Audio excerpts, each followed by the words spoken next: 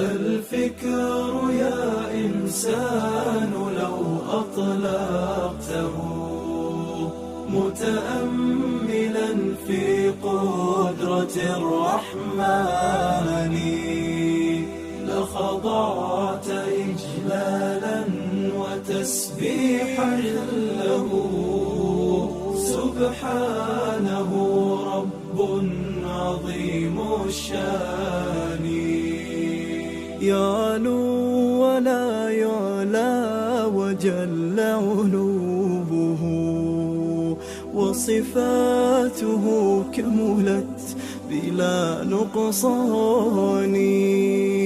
سلطانه باق ويبقى ملكه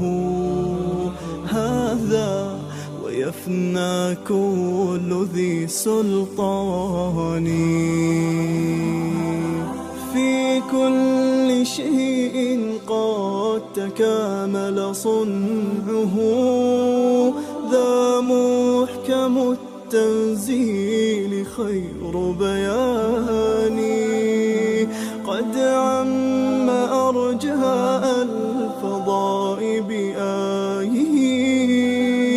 انظر ترى ما لا يصفه لساني هذه السماء تزينت بكواكب لجمالها رفعت بلا أركان والريح تجري والسحاب بأمره يحيي بها ما مات من بلدان هذا ومن آياته تلك التي حملت بلا رجل ولا بهتان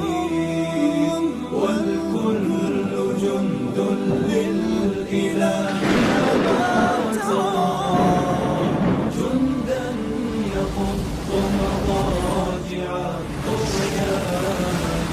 وإذا السماء تشققت من هول ما وعد الإله بآخر الأزمان والأرض غير الأرض هذا يومها وجبالها نسفت أمام عياني وتفجرت فيها البحار بأمره هذا ووصف الوعد بالقرآن والكل من بعد الممات مرادهم نحو الإله الواحد الديان في ذلك اليوم العظيم نفوسنا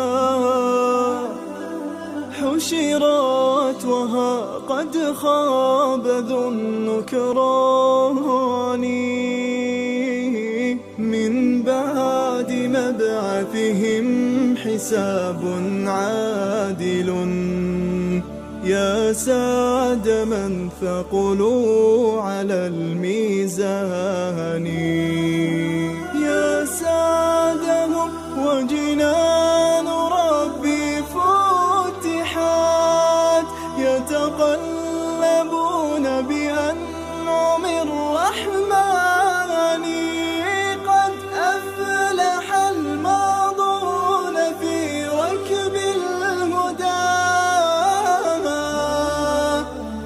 وتحرروا من قبضة الشيطان يتفكرون بآي خالقنا التي نطقت وتدعونا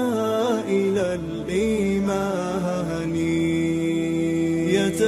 يتفكرون بآي خالقنا التي نطقت وتدعونا